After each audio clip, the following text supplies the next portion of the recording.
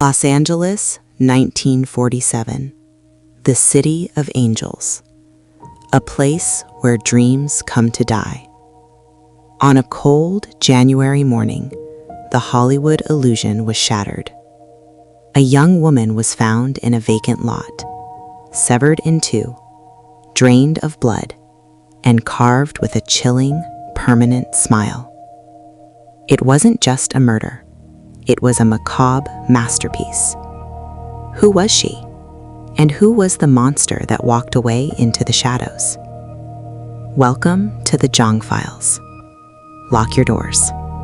Tonight, we open the case of the Black Dahlia. In the sun-drenched sprawl of Los Angeles during the late 1940s, a darkness festered beneath the glamour of Hollywood. It was a time when the city was a beacon for dreamers, but for one young woman, it became a tomb. The story we are about to uncover is not just a murder. It is a macabre tableau that shocked the entire world. It involves a crime scene so brutal, so surgically precise, and so devoid of humanity that it haunts the American psyche to this day. This is the case of the Black Dahlia, a mystery that remains as cold and terrifying as the morning it was discovered. To understand the horror of 1947, we must travel back to the beginning, to a life that started with hope. Elizabeth Short was born in July 1924 in Massachusetts, the third of 5 daughters. Her father, Cleo, was a successful builder of miniature golf courses, providing a comfortable life for his family. But the American dream is fragile. In 1929, the stock market crashed, triggering the Great Depression. The family's wealth evaporated overnight, and the pressure of financial ruin began to fracture the household. Cleo Short, unable to cope with the shame of poverty, made a desperate decision that would scar his family forever. One morning in 1930, Cleo parked his car on a bridge and vanished. The police found the abandoned vehicle, but no body, leading them to believe he had jumped into the freezing waters below to escape his debts. It was a staged suicide, a cowardly exit that left his wife Phoebe to face the crushing weight of the depression alone. She was left to raise 5 girls in a cramped apartment, working as a bookkeeper and relying on meager public assistance. Elizabeth grew up watching her mother struggle, shaped by the sudden absence of her father and the harsh reality of survival. Despite the grim reality of their lives, Phoebe tried to keep a spark of joy alive for her children. Every weekend, she scraped together enough coins to take her daughters to the cinema. For young Elizabeth, the movie theater was a sanctuary. In the flickering darkness, she watched the glamorous starlets of the silver screen, women who were adored and wealthy. It was there that the seed was planted. Elizabeth didn't just watch the movies, she wanted to be part of that world. She dreamed of becoming an actress, a dream that would eventually lead her directly into the path of a predator. As Elizabeth entered her teenage years, her health became a constant burden. She suffered from severe asthma and lung issues, and the freezing winters of Boston were dangerous for her fragile constitution. She needed a warmer climate to survive. In the winter of 1940, at the age of 16, she dropped out of high school and was sent to Florida to live with family friends. The warm air and the relaxed pace of the South suited her. She blossomed into a stunning young woman with raven hair and striking blue eyes, discovering for the first time the power of her own beauty. 2 years passed in this state of suspended adolescence until a letter arrived that shattered their understanding of the past. The letter was from Cleo Short. He was not dead. He had faked his suicide to escape his responsibilities and was now living in California, working at a naval shipyard in Vallejo. He expressed remorse and offered a proposition. If Elizabeth wanted to pursue her dreams, she could come to live with him in California. For Elizabeth, this was not just a reunion, it was a ticket to the West Coast, the land of Hollywood and opportunity. In late 1942, an 18-year-old Elizabeth traveled across the country to live with the father she hadn't seen in over a decade. However, the fantasy of a happy reunion quickly dissolved. Cleo was a harsh, authoritarian man who expected his daughter to be a housekeeper and cook. Elizabeth, having tasted freedom in Florida, was more interested in the vibrant nightlife and the handsome sailors stationed nearby. They argued constantly about her late nights and lack of domestic discipline. The tension became unbearable, and after only a month, the relationship imploded. Elizabeth packed her bags and left his home, stepping out into the world alone. She drifted to Santa Barbara, caught up in the chaotic energy of a world at war. It was here, in September 1943, that a minor legal trouble would seal her fate in history. She was arrested for underage drinking in a local bar. As part of the booking process, the police took her fingerprints. At the time, it seemed like a humiliating inconvenience, a small stain on her record. She was sent back to her mother in Massachusetts by the authorities, but those fingerprints, filed away in a police drawer, would later become the only means to identify her broken body. Back on the East Coast, Elizabeth tried to rebuild her life. It was during this period that she met the love of her life, Major Matthew Gordon Jr., a decorated pilot in the Army Air Forces. They fell deeply in love, exchanging letters filled with promises of a future together. Gordon was deployed to the dangerous China-Burma-India theater, but before he left, he asked Elizabeth to marry him. She accepted, telling friends and family she was already his wife. For a brief, shining moment, Elizabeth had a direction. She had love, stability, and a plan for a life after the war. Tragedy strikes with cruel timing. In August 1945, just days before the Japanese surrender that would end World War II, a telegram arrived. Major Gordon had been killed in a plane crash in India. The news destroyed Elizabeth. She had spent years waiting for him, building her entire identity around their future marriage. Now she was a widow before she was even a bride. The grief sent her into a tailspin. She began to drink heavily, mourning the life she would never have. The dream of stability was gone, replaced by a deep, aching void that nothing could fill. In 1946, Elizabeth decided to return to Los Angeles, perhaps hoping to outrun her ghosts or reclaim her old dreams of stardom. She reconnected with an old boyfriend, Joseph Gordon Fickling, but the relationship was volatile and short-lived. Elizabeth was different now, damaged, demanding, and adrift. When they broke up, she was left with nothing. She had no job, no car, and no permanent home. She became a nomad in the City of Angels, bouncing between cheap hotels, rooming houses, and the apartments of casual acquaintances, always moving, always waiting for a break that never came.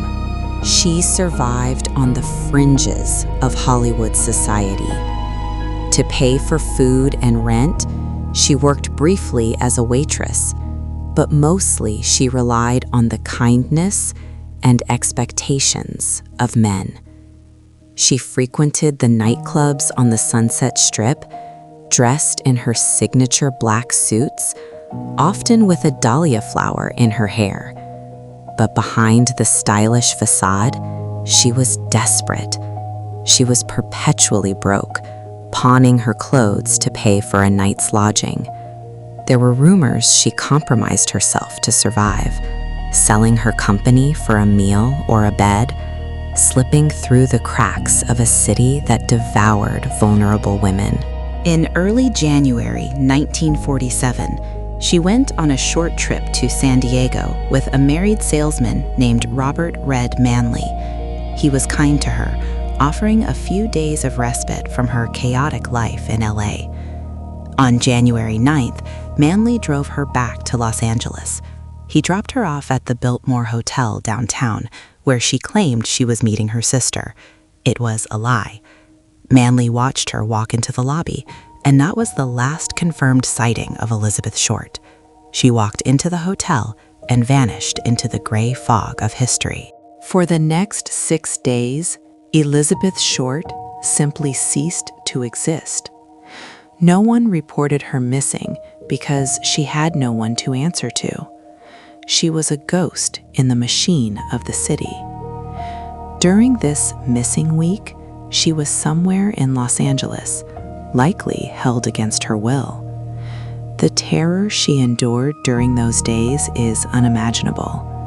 She was not just killed, she was kept. The person who had her was not in a rush. They were taking their time, exacting a horrific toll on her body, preparing for a finale that would shock the world.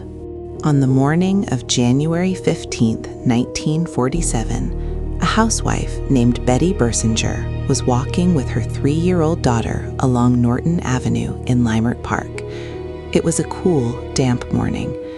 As they passed a vacant, weed-filled lot, Betty noticed something white lying in the grass. At first, she thought it was a discarded store mannequin, perhaps broken in two. The object was pale, motionless, and strange.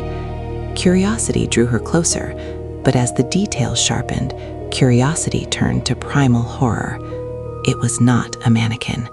It was a human body, severed in half. Betty grabbed her daughter, shielding her eyes, and ran to a nearby house to call the police. Within minutes, the wail of sirens cut through the quiet neighborhood. Detectives arrived to find a scene that defied comprehension. The body of the woman was severed completely at the waist, the two halves separated by about a foot. She was posed, her arms raised above her head, her legs spread wide in a grotesque display.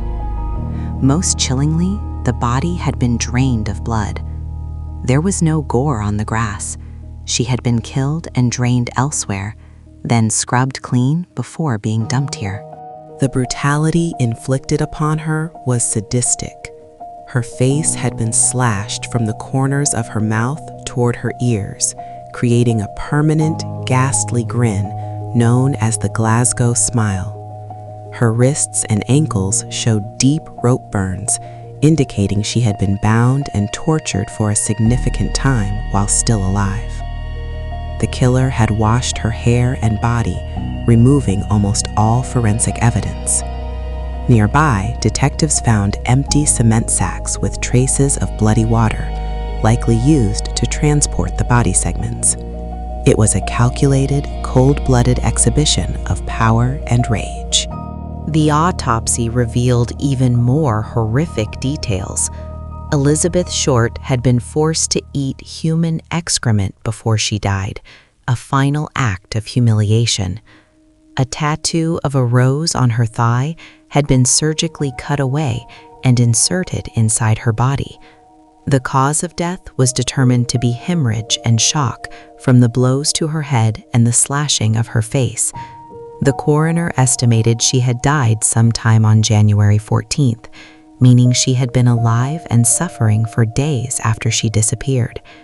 The precision of the waist cut suggested the killer had medical knowledge. The cut passed perfectly between the vertebrae. Because the body had no ID, the police were desperate for a name.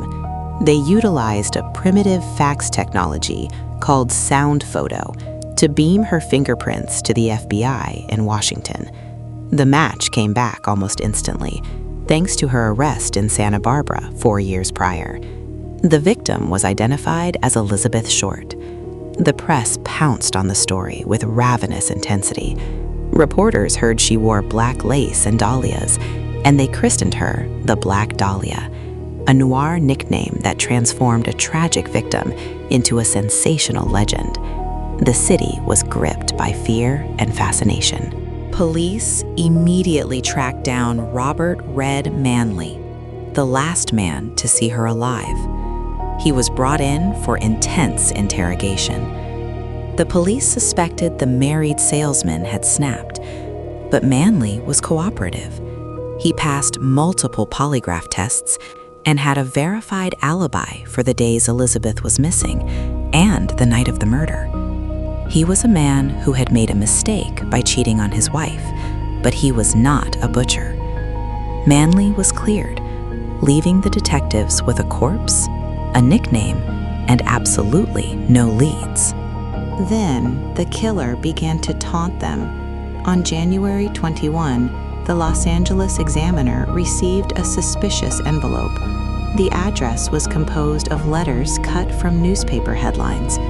Inside were Elizabeth's birth certificate, business cards, snapshots, and an address book with the name Mark Hansen embossed on the cover. The items had been wiped clean with gasoline, erasing any fingerprints. A note accompanied the package. "Here is Dahlia's belongings. Letter to follow." The killer was watching the coverage, interacting with the media, and proving he was still out there. The address book belonged to Mark Hansen, a wealthy, powerful nightclub owner. Elizabeth had stayed at his home briefly. Hansen was brought in as a prime suspect. He admitted he had tried to romance Elizabeth, but was rejected. The police theorized he might have killed her in a jealous rage. However, the address book had pages torn out, specifically the section M. Was the killer protecting someone? Despite grueling questioning, Hansen maintained his innocence, and no physical evidence linked him to the butchery. He was another dead end in a maze of shadows. A few days later, another package arrived, and Elizabeth's handbag and one of her shoes were found in a dumpster miles from the body. They too smelled of gasoline. The killer was leading the police on a twisted treasure hunt, dropping clues that led nowhere. The police received a letter stating the killer would turn himself in on a specific Wednesday, but the day came and went with no surrender. Instead, another note arrived. "Changed my mind. You would not give me a square deal." It became clear the killer was enjoying the game, playing with the LAPD like a cat with a mouse. The investigation turned toward the medical angle. The way the body was bisected through the spine without breaking the bone required skill and specific tools. Detectives scoured the nearby University of Southern California Medical School. They interviewed students and faculty, looking for anyone with a history of deviance or violence. They compiled lists of doctors and surgeons in the area. The profile was of a man who was educated, skilled with a knife, and possessed a deep pathological hatred of women. One suspect who fit this profile was Dr. Walter Bailey. He was a surgeon who lived just one block from the vacant lot where Elizabeth was found. Even stranger, his daughter had been friends with Elizabeth's sister in Boston. It was a staggering coincidence.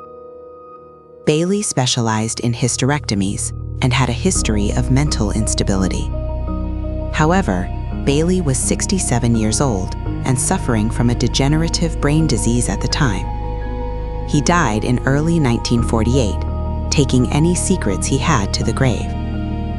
His widow later claimed he had a mistress who knew the secret, but it was never proven. The sheer volume of false confessions nearly broke the investigation. Over the months, roughly 60 people confessed to the murder. Most were mentally ill or seeking attention. One woman, a former WAC, claimed she killed Elizabeth in a jealous rage over a lover, but the details didn't match the lack of blood at the scene. Another suspect, Leslie Dillon, a bellhop who dreamed of being a writer, contacted police with intimate knowledge of the crime, attributing it to a friend named Jeff Connors. Police suspected Connors was an imaginary alter ego, but legal blunders forced them to let Dylan go. The most chilling and enduring suspect emerged years later, Dr. George Hodel. He was a brilliant but twisted physician who ran a clinic for venereal diseases in LA. He was a fixture in high society, hosting wild, debauched parties. In 1950, the DA bugged Hodel's mansion. The tapes captured the sounds of assaults and a chilling admission. Hodel was heard saying, "Supposin' I did kill the Black Dahlia. They couldn't prove it now. They can't talk to my secretary because she's dead." His secretary had died of a drug overdose previously, a death Hodel was suspected of orchestrating. Witnesses placed a black sedan resembling Hodel's near the crime scene. Photos found in his possession resembled Elizabeth Short. Hodel had the surgical skill to perform the bisection, specifically a procedure called a hemicorporectomy. He had a history of abusing his own daughter, who accused him of incest. But just as the net was tightening, Dr. Hodel fled the United States. He moved to the Philippines, where he lived in luxury for decades, untouchable by American law. He died a free man in 1999, leaving a legacy of unanswered questions. Years after George Hodel's death, his son, Steve Hodel, a former LAPD homicide detective, began investigating his own father. Steve found the photos and compared his father's handwriting to the Avenger letters sent to the press. The match was uncanny. While the LAPD never officially charged George Hodel, many modern investigators believe he is the most likely culprit, the monster who hid in plain sight.